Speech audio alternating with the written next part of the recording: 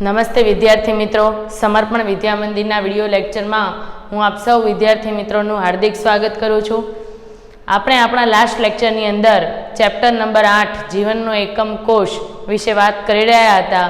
એમાં આપણે ઘણી બધી પાયાની સમજ, પાયાનું જ્ઞાન મેળવ્યું હતું. આપણે મુખ્ય 2 ચાર્ટ દોરાવ્યા હતા. આઈ હોપ કે તમે ગયા લેક્ચરની તમામ વસ્તુ સારી રીતે સમજ્યા છો. હોમવર્ક પણ સરસ રીતે મોઢે કરીને કર્યું હશે.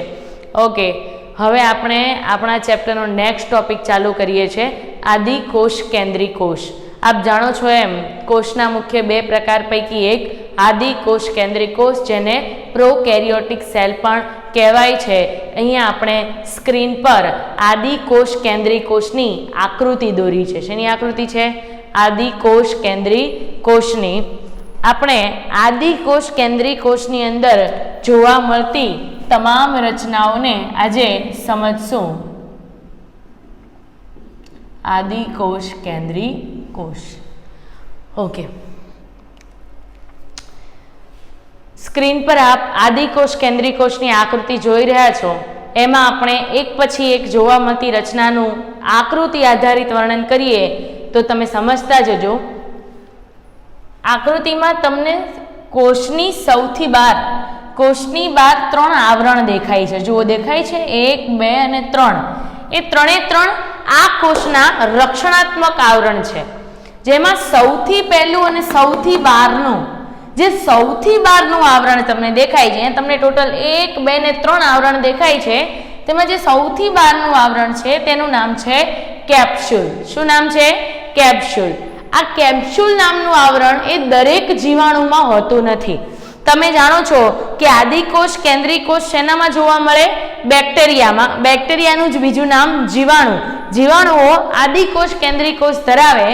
એમાં અહીંયા જે પહેલું આવરણ છે જેનું નામ કેપ્સ્યુલ છે, અને કેપ્સ્યુલ માટે એક ચોખવટ કરી છે આપણે કે દરેક જીવાણુમાં કેપ્સ્યુલ હાજર હોતું નથી.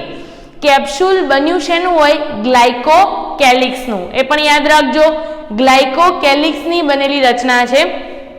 તમારે લખવાની જરૂર નથી, આપણને આપ્યું છે ટેક્સ્ટબુકમાં. હમણાં આપણે જોઈશું.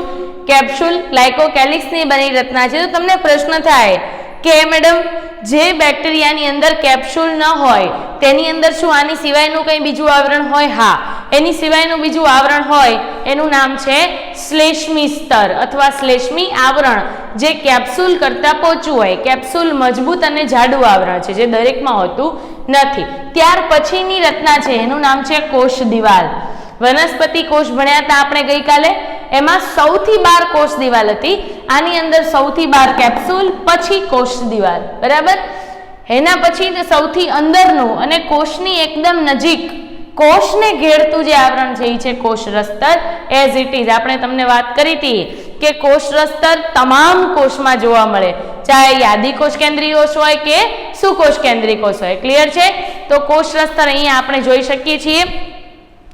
હવે આપણે કોષની અંદર જોવા મળતી રચનાનું વર્ણન કરીએ તો અંદર જે આપ જોવો છો એ પ્રમાણે બરાબર સેન્ટરમાં એક આપણે અસ્તવ્યસ્ત આડાઅવળી દોરેલી જટિલ ગૂંચળામય રચના દોરી છે. આ જટિલ ગૂંચળામય રચના જે તમને દેખાય છે બરાબર સેન્ટરમાં, એનું નામ છે ન્યુક્લિયોઇડ. શું નામ છે? ન્યુક્લિયોઇડ. ન્યુક્લિયોઇડ એ આમાં શું છે કોષની અંદર? તો તે એનું જનીન દ્રવ્ય છે. શું છે? જનીન દ્રવ્ય. જનીન દ્રવ્ય સ્વરૂપે આ ડીએનએ છે. ઓકે, હવે એક વસ્તુ સમજો.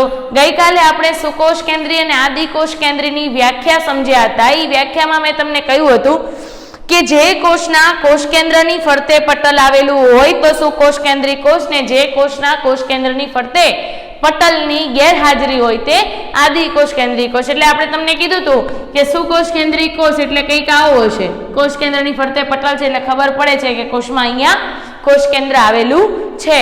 જ્યારે બીજું એક એવું છે જે કોષના કોષ કેન્દ્રની ફરતે પટલ આવેલું નથી, એટલે આપણને એ જ ખબર નથી કે અહીંયા કોષ કેન્દ્ર ક્યાં છે. તો એવો કોષ આદિ કોષ કેન્દ્રીય કોષ જેમાં તમને યાદ દેવડાવું આપણે આવી રીતે આકૃતિ દોરી હતી. એનો અર્થ આપણે સમજ્યા હતા કે આની અંદર કોષ કેન્દ્ર હોતું નથી, પણ કોષ કેન્દ્રમાં જોવા મળતી જે ડીએનએની રચના છે એ સીધી જ કોષમાં વચ્ચે પથરાયેલી હોય છે, તો જે અહીંયા આપણે પ્રસ્તુત કરેલ છે. ક્લિયર છે? ઓકે, તો આ છે એનું જનીન દ્રવ્ય જે છે ડીએનએ. ડીએનએ ઉપરાંત શું છે એ હમણાં આપણે આ વર્ણનમાં જોઈશું. ઓકે, શું આની અંદર એક જ ડીએનએ છે?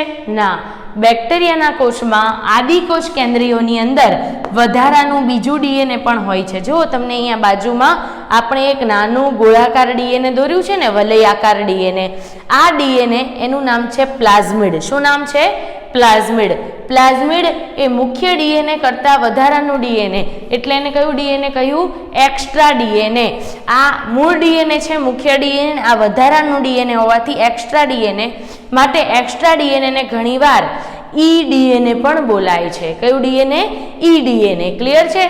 ઓકે, હવે એક અગત્યની વાત આપણે કરીએ કે રક્ષણાત્મક આવરણ કેટલા જોયા તમે? 3 જોયા. એ 3માં જે અંદરનું છે, સૌથી અંદરનું, એને આપણે શું નામ આપ્યું?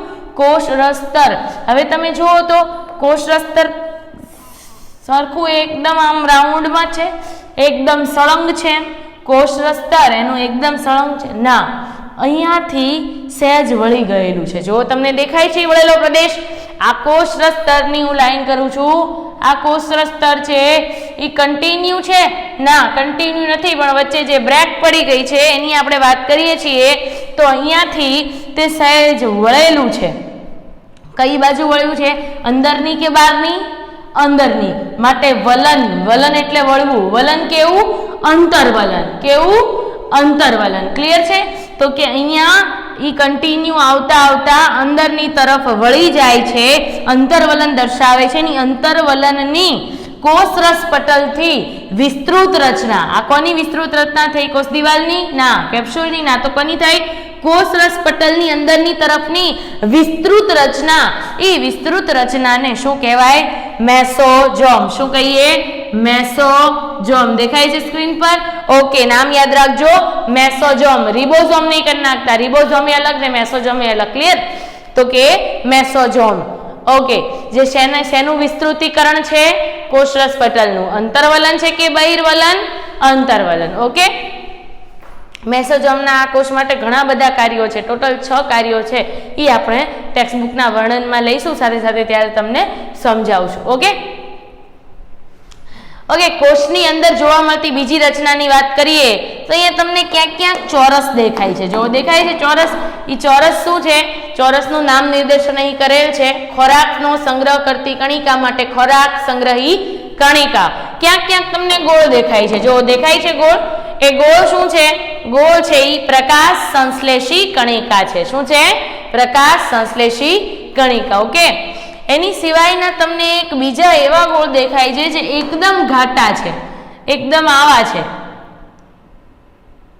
ઓકે, તો એવા જે ઘાટા છે એ કયા કયા છે? આ બધા જે તમને દેખાય છે એ ઘાટા છે. ઓકે, એ ઘાટાને શું કહીએ? એ ઘાટી રચનાને તો તમને ખબર હોય તો દરેક કોષમાં જોવા મળતી અને કોષની સૌથી નાની પટલ વિહીન અંગિકા જે કઈ છે? રિબોઝોમ. એ રિબોઝોમ અહીં સ્થાન પામેલ જોવા મળે છે.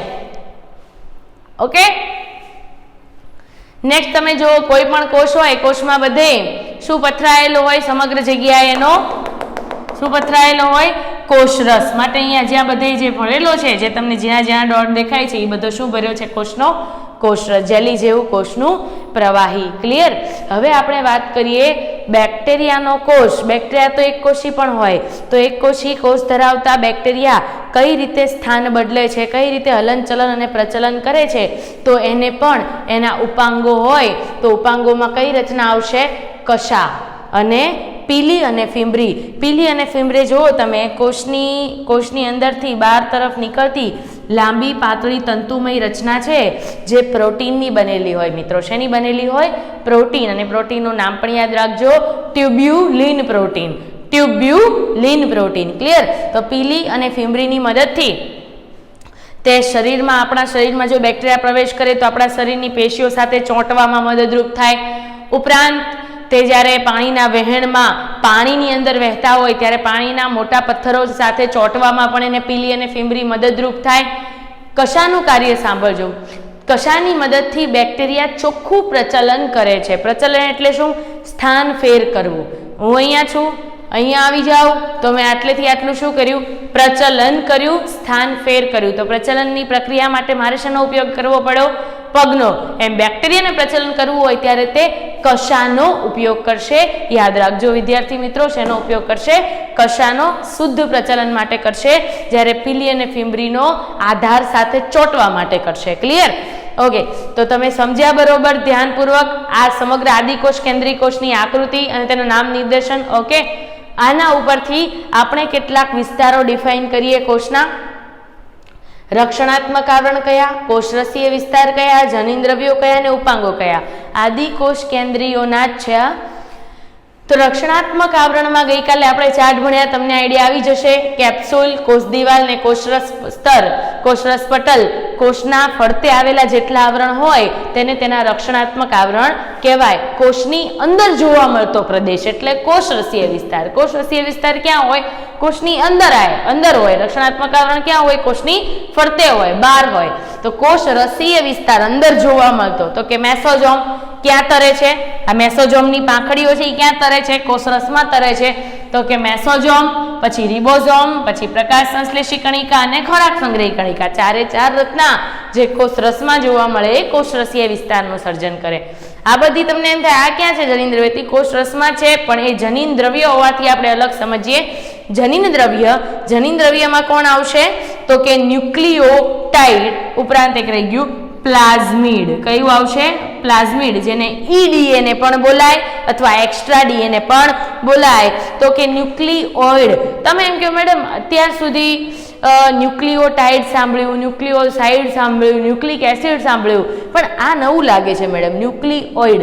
આ ન્યુક્લિઓઇડ શું છે? આ ન્યુક્લિઓઇડ છે ને મેડમ એ ડીએનએ જેને તો તમે ઓળખો છો પ્લસ હિસ્ટોન પ્રોટીન. આ પ્રોટીન છે જેનું નામ છે હિસ્ટોન. ક્લિયર? તો કે હિસ્ટોન નામનું પ્રોટીન એટલે હિસ્ટોન પ્રોટીન અને ડીએનએ બંને મળીને બનતી રચના, જ્યારે મળીને બનીને જે રચના બને તેને ન્યુક્લિઓઇડ તરીકે ઓળખાય. તમે ધ્યાનથી સમજો, ડીએનએ ઋણ વીજભાર ધરાવે છે, જ્યારે હિસ્ટોન પ્રોટીન એ ધન વીજભાર ધરાવે છે. તો ધન અને ઋણ બંને વચ્ચે શું હોય? આકર્ષણ કે અપાકર્ષણ? આકર્ષણ હોય ને.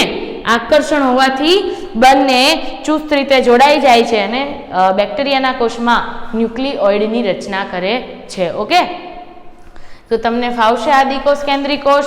તો આદિકોષ કેન્દ્રીય કોષની અંદર એકવાર સમજી લઈએ. કશા, કેપ્સ્યુલ, અંદરની કોષ દિવાલ, સૌથી અંદરનું કોષરસ સ્તર, પછી આ ચોરસ છે ખોરાક સંગ્રહી કણિકા, આ કોષરસ છે, આ બરાબર સેન્ટરમાં જે આપણે ગૂંચળામય દોર્યો છે જટિલ ન્યુક્લિયોઇડ, મુખ્ય જનીન દ્રવ્ય, આ બેમાં મુખ્ય કોણ? આ. ઓકે, પ્રકાશ સંશ્લેષી કણિકા એ કમ્પ્લીટ ગોળ પણ ઘાટું ટપકું રિબોઝોમ. પછી આ જે વધારાનું ગોળાકાર વલયાકાર ડીએનએ છે એ પ્લાઝમિડ અથવા એક્સ્ટ્રા ડીએનએ. આ જે લાંબા તંતુમય રચના કોષમાંથી નીકળતી દેખાય છે તે પીલી અથવા ફીમરી. પીલી અને ફીમરી એકબીજાના સમાનાર્થી નામ તરીકે ઉપયોગમાં લીધા છે. આ મેસોઝોમ છે જે કોષરસ પટલનું અંતર્વલન છે. ઓકે, ખબર પડી?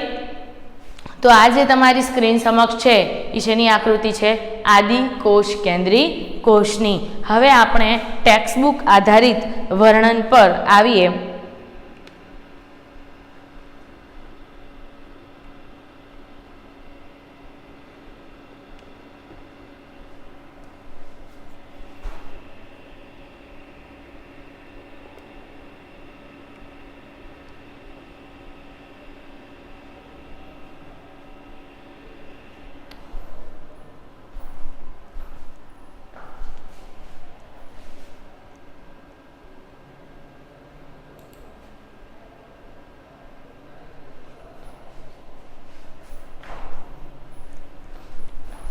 કન્ટિન્યુ રહેજો. બોર્ડ વર્ક સરસ રીતે વિડીયોને પોઝ કરી અને તમારી બાયોલોજીની ફેરબુકમાં કરી નાખજો. આકૃતિ અને વર્ણન બધું કમ્પ્લીટ તમારા બાયોલોજીના ચોપડાની અંદર લખી નાખજો વિડીયોને પોઝ કરીને. ઓકે, હવે આપણે વર્ણન લઈએ છીએ. આદિકોષ, કેન્દ્રીકોષ. થોડું આપણી પાસે બ્લડ બોર્ડ હોવાથી આજે તમારે થોડું વધારે ફોકસ કરવું પડશે. ધ્યાન આપજો. આદિકોષ, કેન્દ્રીકોષ તો કે બેક્ટેરિયા, નીલહરિત લીલ, માઇકોપ્લાઝમા તેમજ પીપીએલઓ. પીપીએલઓ એ શું છે? પીપીએલઓ એ માઇકોપ્લાઝમા સમૂહના બેક્ટેરિયા જ છે. એનું પૂરું નામ શું છે? પ્લુરો ન્યુમોનિયા લાઇક ઓર્ગેનિઝમ. ક્લિયર છે? એક મિનિટ.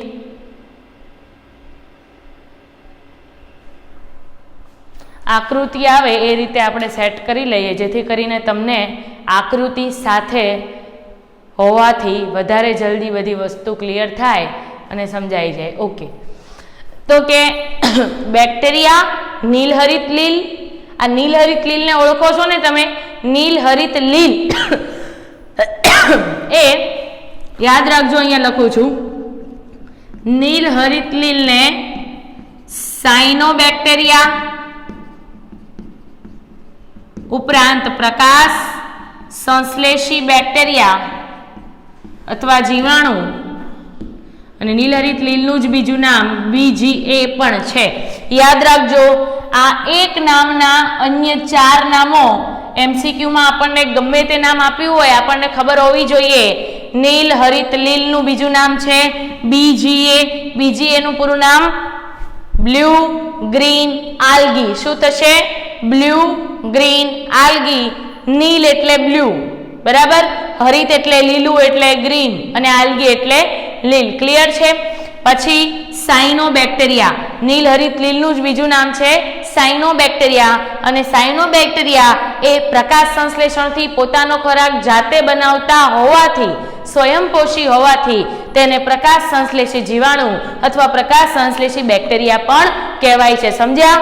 ઓકે, તો કે બેક્ટેરિયા, નીલહરિત લીલ, માઇકોપ્લાઝમા. ગઈકાલે તમે સમજ્યા હતા પૃથ્વી પરનો સૌથી નાનો કોષ જે કયો છે? માઇકોપ્લાઝમાનો વ્યાસ યાદ છે? વ્યાસ યાદ રાખવાનો છે 0.3 માઇક્રોમીટર. તેમજ પીપીએલઓ. પીપીએલઓ એ એક બેક્ટેરિયા છે જેનું પૂરું નામ છે પ્લુરો ન્યુમોનિયા લાઇક ઓર્ગેનિઝમ, જે ન્યુમોનિયા રોગ પ્રેરવા માટે જવાબદાર છે. સમજ્યા? પ્લુરો ન્યુમોનિયા લાઇક ઓર્ગેનિઝમ. એનું પૂરું નામ તમને પૂછાય MCQમાં, પીપીએલઓ નું પૂરું નામ જણાવો તો પ્લુરો ન્યુમોનિયા લાઇક ઓર્ગેનિઝમ. ઓકે, આદિકોષ, કેન્દ્રીકોષનું પ્રતિનિધિત્વ કરે છે. ઉપરોક્ત જે 4 નામ આપ્યા છે એ 4 સજીવના નામ એ આદિકોષ, કેન્દ્રીકોષ ધરાવતા સજીવ છે. તેઓ મુખ્યત્વે કેવા હોય છે? નાના સજીવો છે અને સુકોષ કેન્દ્રીકોષ કરતા ઝડપી વિભાજન પામે છે.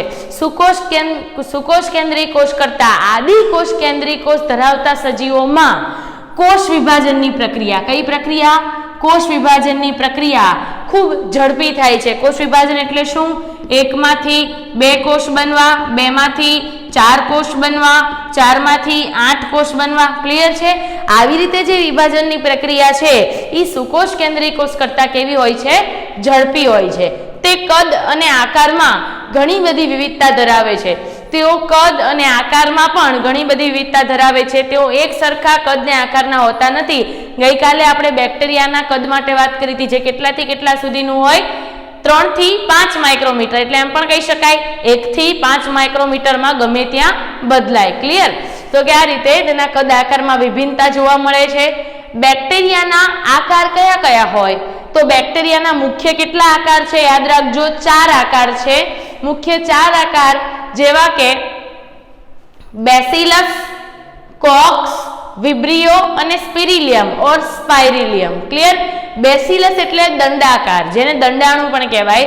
કોક્સ એટલે ગોળાકાર, જેને ગોલાણુ પણ કહેવાય. વિબ્રિયો એટલે કોમા આકાર અને સ્પાઇરિલિયમ એટલે કુંતલાકાર.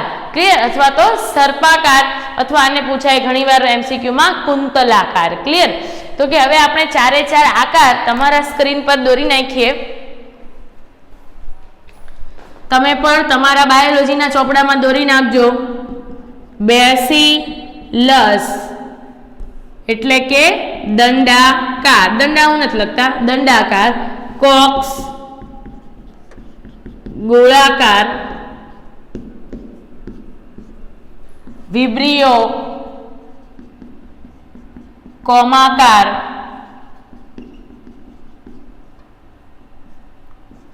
અને સ્પાઇરિલિયમ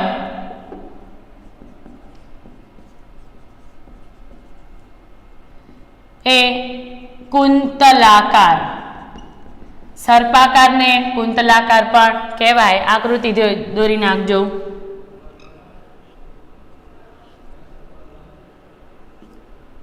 ઉપરાંત આવી રીતે પણ દર્શાવેલા હોય છે, યાદ રાખજો.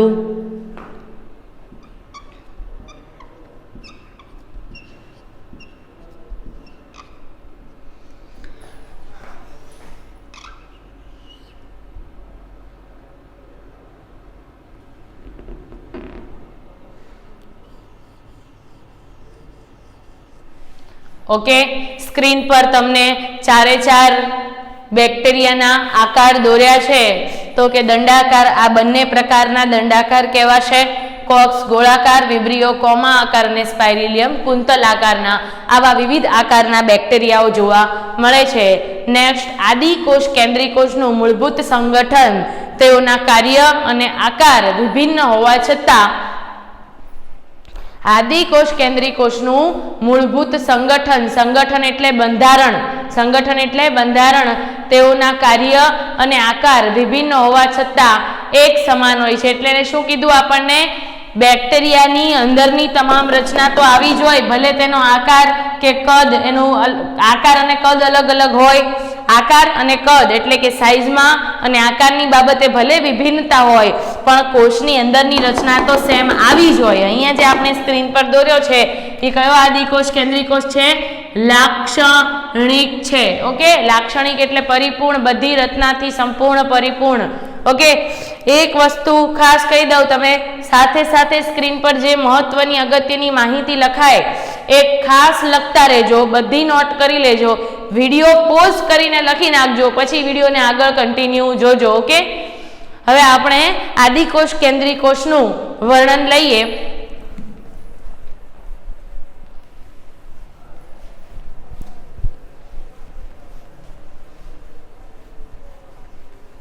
આકારને વિડીયો પોઝ કરી અને દોરી નાખજો. બાયોલોજી માટે એક પર્સનલ ચોપડો બનાવજો, જેની અંદર તમને બાયોલોજીની તમામ ડિટેલ મળી રહે. ઓકે, બધા જ આદિકોષ કેન્દ્રીકોષમાં કોષરસ પટલની ફરતે કોષ દિવાલ આવેલી હોય છે. તમે જો આકૃતિમાં કોષરસ પટલ, એની ફરતે કોણ છે? કોષ દિવાલ છે. આકૃતિને સમજી, આ વર્ણન વાંચી આકૃતિ પરથી સમજતા જજો. આપણે બાયોલોજીમાં એક સિદ્ધાંત બહુ સારી રીતે ફોલો થાય છે, જેવું જોવો છો તેવું લખો છો. ઓકે, તો કે જો કોષમાં રહેલું તરલ આધાર દ્રવ્ય એ કોષરસ છે. કોષમાં જે પ્રવાહી ભરેલું હોય છે બધે, એને શું કહેવાય? કોષરસનું કોષરસ આધારક. ભણ્યા ને ગઈકાલે ચાર્ટમાં? ચાર્ટ બહુ સારી રીતે તૈયાર કરી નાખજો. જેમ તમે લેક્ચર ચાલતા જાય એમ જૂના લેક્ચર કમ્પ્લીટ તમે તૈયારી રાખજો જૂના લેક્ચરની, કારણ કે જૂના લેક્ચર પરથી જ નવા લેક્ચરોનું વર્ણન હોય છે. ઓકે, ગયા લેક્ચરમાં આપણે કોષરસ હતા, કોષરસના 2 પ્રકાર પડ્યા હતા, કોષરસ આધારક અને અંગિકા. એ પૈકી જે કોષરસ આધારક હતું તેમાં કોષરસ આધારક હતું, તેમાં કોષરસનું બંધારણ એટલે કે પાણી, કાર્બનિક દ્રવ્ય અને અકાર્બનિક ક્ષારનો સમાવેશ થતો હતો. તો તમને યાદ હોય એ પ્રમાણે કોષમાં રહેલું તરલ આધાર દ્રવ્ય એ શું છે? કોષરસ છે. કોષમાં જે પ્રવાહી ભર્યું છે એ કેવું છે?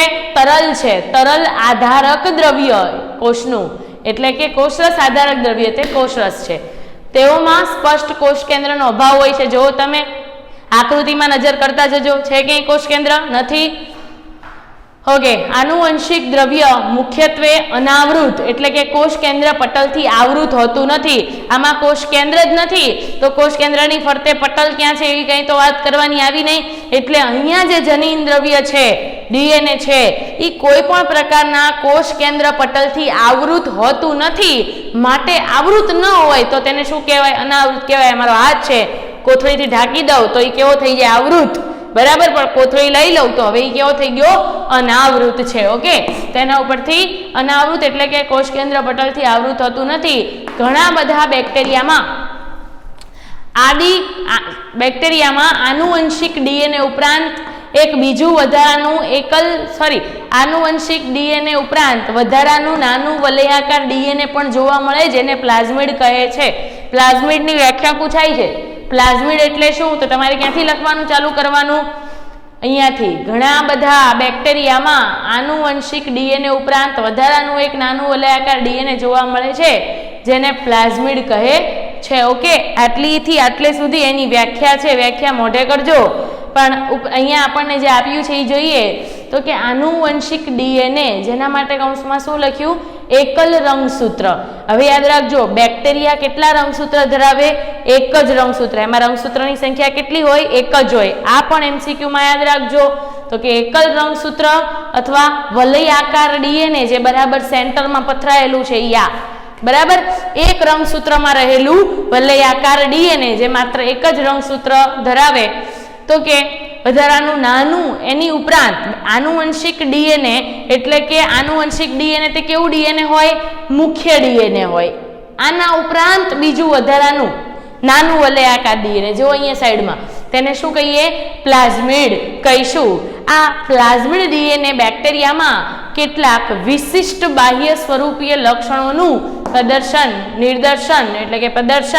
કરે છે. તો તમે જુઓ, પ્લાઝમિડ એ કઈ રીતે બાહ્ય સ્વરૂપીય? તો કે જો બેક્ટેરિયામાં આ ડીએનએમાં ખામી હોય તો આ ડીએનએની લંબાઈનો ચોક્કસ ટુકડો એટલે જનીન, વાત કરી હતી ને ગઈકાલે, જનીનમાં ખામી હોય તો એ જનીનને દૂર કરી અને એને સ્થાને નવું અને તંદુરસ્ત જનીન દાખલ કરવું હોય તો ફરજિયાતપણે કોની મદદ લેવી પડે? પ્લાઝમિડની મદદ લેવી પડે. ક્લિયર છે? તો એનું શું કરે? બાહ્ય સ્વરૂપીય લક્ષણનું પ્રદર્શન કરે એના ડીએનએમાં. આવું એક લક્ષણ એટલે પ્રતિજૈવિક સામે પ્રતિરોધ હોવો, તે આપ્યું છે અહીંયા. પ્રતિજૈવિક એટલે એન્ટીબાયોટિક, પ્રતિ એટલે એન્ટી, જૈવિક એટલે બાયોટિક, એટલે કે આવું એક લક્ષણ એટલે એન્ટીબાયોટિક સામે પ્રતિરોધ હોવો તે છે. ઓકે, કોષનું તમે આગળના ઉચ્ચ વર્ગોમાં અભ્યાસ કરશો. આ જે શબ્દનો વાત કરી છે ને એનું તમારે ડીપમાં એક આખું ચેપ્ટર છે, એમાં આપણે બધું ઘણું સારું અભ્યાસ તમે કરશો કે આ પ્લાઝમિડ ડીએનએ બેક્ટેરિયામાં બાહ્ય ડીએનએ સાથેના રૂપાંતરણને સંચાલિત કરે છે. હમણાં મેં તમને કીધું એમ, કોઈ પણ નવો જનીન કોષમાં દાખલ કરવો હોય તો કોની મદદથી દાખલ કરાશે? પ્લાઝમિડની મદદથી મૂળ ડીએનએમાં દાખલ કરાશે. એ માટે પ્લાઝમિડનું ઘણું બધું કાર્ય હોય છે, તો કે આપણે આગળના વર્ગોમાં જોઈશું. કોષ કેન્દ્ર પટલ માત્ર સુકોષ કેન્દ્રી કોષમાં જોવા મળે છે. કોષ કેન્દ્રની ફરતે પટલ આવેલું હોય તો તેવા કોષને આપણે વ્યાખ્યામાં જ કહીએ છીએ સુકોષ કેન્દ્રી કોષ. સમજ્યા ને? રિબોઝોમ સિવાય આદિકોષ કેન્દ્રી કોષમાં સુકોષ કેન્દ્રી કોષ જેવી એક પણ પટલમય અંગિકા જોવા મળતી નથી. તમે જોયું, આદિકોષ કેન્દ્રી કોષમાં માત્ર કઈ અંગિકા છે? એકમાત્ર રિબોઝોમ છે જે પટલ વિહીન અને કોષની સૌથી નાની અંગિકા છે. માત્ર એક જ અંગિકા રિબોઝોમ આદિકોષ કેન્દ્રી કોષમાં જોવા મળે છે. બાકી સુકોષ કેન્દ્રી કોષમાં જોવા મળતી એક પણ પટલમય અંગિકા આદિકોષ કેન્દ્રી કોષમાં જોવા મળતી નથી. આદિકોષ કેન્દ્રી કોષમાં આગવી સમાવિષ્ટ રચનાઓ જોવા મળે છે. આગવી સમાવિષ્ટ એટલે કે જો મેસોજોમ, ખોરાક સંગ્રહી, પ્રકાશ સંશ્લેષી, પ્લાઝમિડ, આવું પાછું ક્યાંય સુકોષ કેન્દ્રી કોષમાં ન હોય. જો અહીંયા સુકોષ કેન્દ્રી કોષ આપેલો જ છે, અહીંયા બાજુમાં આદિકોષ કેન્દ્રી કોષ આપેલો. જો તો તમે આ બંનેમાં કેટલો બધો ડિફરન્ટ છે, કાંઈ વસ્તુ સરખી લાગે છે નહીં ને? તો એમ કહેવાય કે સુકોષ કેન્દ્રી કોષ કરતાં આદિકોષ કેન્દ્રી કોષમાં કેટલીક વધારાની આગવી રચનાઓ પણ જોવા મળે છે. ઓકે, રિબોઝોમ સિવાય એક પણ અંગિકા નથી અને આદિકોષ કેન્દ્રી કોષમાં આગવી સમાવિષ્ટ રચનાઓ જોવા મળે છે. કોષ રસ પટલમાંથી વિભાજિત થયેલ વિશિષ્ટ રચના મેસોજોમ એ આદિકોષ કેન્દ્રી કોષની લાક્ષણિકતા છે. તમે જુઓ, કોષ રસ પટલનું વિસ્તૃતીકરણ અંદર તરફનું અને એક વળાંકવાળી જે રચના બનાવી પ્રવર્ધો નલિકામય નાની આંગળી જેવી એ રચનાને શું કહેવાય છે? મેસોજોમ. જુઓ તો આમાં ક્યાંય એવું મેસોજોમ દેખાય છે? એવા કોઈ પણ પ્રકારનું મેસોજોમ આમાં હોતું નથી. યાદ રાખજો, કોષરસ પટલમાંથી વિભાજિત થયેલ વિશિષ્ટ રચના મેસોજોમ એ આદિ કોષ કેન્દ્રીય કોષની જ મૂળભૂત મુખ્ય લાક્ષણિકતા છે. મેસોજોમ એ કોષરસ પટલનું આવશ્યક કેવું વલન કહેવાય? બહિર્વલન કે અંતર્વલન? અંતર્વલન કહેવાય. કારણ કે કોષરસ પટલ ક્યાં વળ્યું? અંદર વળ્યું અને અંદર જઈને વિસ્તૃત થયું. ઓકે, અને અંદર તરફ વિસ્તૃત થઈ અને મેસોજોમ નામની રચના બનાવી. સમજ્યા? ઓકે, વર્ણન એકવાર ફરી રિવિઝન કરી નાખીએ. બધા જ આદિકોષ કેન્દ્રીય કોષમાં કોષરસ પટલની ફરતે કોષ દિવાલ આવેલી હોય છે. જોતા જાઓ, કોષમાં રહેલું તરલ આધારક દ્રવ્ય કયું કહેવાય? બધે ભર્યો હોય કોષરસ. તેઓમાં સ્પષ્ટ કોષ કેન્દ્ર હોતું નથી. આનુવંશિક દ્રવ્ય મુખ્યત્વે અનાવૃત છે, કારણ કે કોષ કેન્દ્રની ફરતે પટલ નથી, કોષ કેન્દ્ર પણ નથી, એટલે નગ્ન ડીએનએ સ્વરૂપે બરાબર સેન્ટરમાં પટલથી અનાવૃત સ્થિતિમાં ગોઠવાયેલું છે. આ પ્લાઝમિડની વ્યાખ્યા લઈએ છીએ. ઘણા બધા બેક્ટેરિયામાં આનુવંશિક ડીએનએ ઉપરાંત, એટલે કે મુખ્ય જનીન દ્રવ્ય ડીએનએ ઉપરાંત વધારાનું એક નાનું વલય આકાર ડીએનએ પણ જોવા મળે, જેને પ્લાઝમિડ કહે છે. આ પ્લાઝમિડ ડીએનએ બેક્ટેરિયામાં કેટલાક વિશિષ્ટ બાહ્ય સ્વરૂપીય લક્ષણનું પ્રદર્શન કરે છે. જો બે બહાર છે કે અંદર? મુખ્ય ડીએનએ ની બહાર છે, એટલે કયા સ્વરૂપીય લક્ષણનું પ્રદર્શન કરે? ડીએનએ ની બહારના બાહ્ય સ્વરૂપીય લક્ષણનું પ્રદર્શન કરે છે. આવું એક લક્ષણ એટલે પ્રતિજૈવિક સામે પ્રતિરોધ. એટલે મેં તમને કીધું એમ, બહારથી આવેલા નકામા જનીનોના નાશ માટે ઉપરાંત સારા જનીનોને દાખલ કરવા માટે તેની મદદ લેવી પડે છે. તમે આગળના ઉચ્ચ વર્ગોમાં એટલે 12મા ધોરણમાં અભ્યાસ કરશો કે આ પ્લાઝમિડ ડીએનએ બેક્ટેરિયામાં બાહ્ય ડીએનએ સાથેના, બાહ્ય એટલે કે બહારથી આવેલું નવું કોઈ બેક્ટેરિયાનું ડીએનએ, એટલે એને કેવું ડીએનએ કહેવાય? પરજાત અથવા તો વિદેશી ડીએનએ સાથેના રૂપાંતરણને શું કરે છે? સંચાલિત કરે છે. એટલે કે કોઈ બહારની આવેલી બેક્ટેરિયાની જાત હોય એની સાથે જૂની જાતનું જો સંલગ્ન કરવું હોય, એટલે કે એનું જોડાણ કરવું હોય, તો એના માટે કોની મદદ લેવી પડે? પ્લાઝમિડની મદદ લેવી પડે. કોષ કેન્દ્ર પટલ માત્ર સુકોષ કેન્દ્રીય કોષમાં જ જોવા મળે. રિબોઝોમ સિવાય આદિકોષ કેન્દ્રીય કોષમાં સુકોષ કેન્દ્રીય કોષ જેવી અંગિકા જોવા મળતી નથી. આદિકોષ કેન્દ્રીય કોષમાં આગવી સમાવિષ્ટ રચના જોવા મળે, એટલે કે સુકોષ કેન્દ્રીય કોષ કરતાં વધારાની રચના જોવા મળે, જેને આપણે કઈ રચના છે? મેસોજોમ, પ્લાઝમિડ, ખોરાક સંગ્રહી કણિકા, પ્રકાશ સંશ્લેષી. શું એવું તમને કાંઈ પણ દેખાય છે? તમે ધ્યાનથી અવલોકન કરો. આ આદિકોષ કેન્દ્રીય કોષ છે, આ સુકોષ કેન્દ્રીય કોષ. શું બંને સરખા લાગે છે? નહીં, કારણ કે આ બંનેની અંદર ઘણી બધી રચનાઓમાં શું છે? ડિફરન્ટ છે, વિભિન્નતા છે.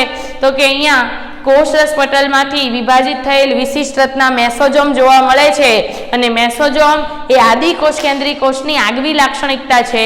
મેસોજોમ એ કોનું રૂપાંતર છે? એમસીક્યુમાં ખાસ યાદ રાખજો, કોષરસ પટલનું આવશ્યક અંતર્વલન છે. ઓકે, હવે આદિકોષ કેન્દ્રીય કોષની આકૃતિ પરથી તેનું વર્ણન આપણે સમજ્યા. અહીંયા આપણને સ્ક્રીન પર બીજા કેટલાક કોષ પણ આપેલા છે, જેનું કદ અને આકાર કેવો છે એ આપણને સ્ક્રીન પર દેખાય છે. તો એકવાર જોઈ લઈએ. અહીંયા જે તમને સ્ક્રીન પર દેખાય છે એ કયો છે? લાક્ષણિક સુકોષ કેન્દ્રીય કોષ. બાજુમાં આપ્યો છે એ લાક્ષણિક આદિકોષ કેન્દ્રીય કોષ છે.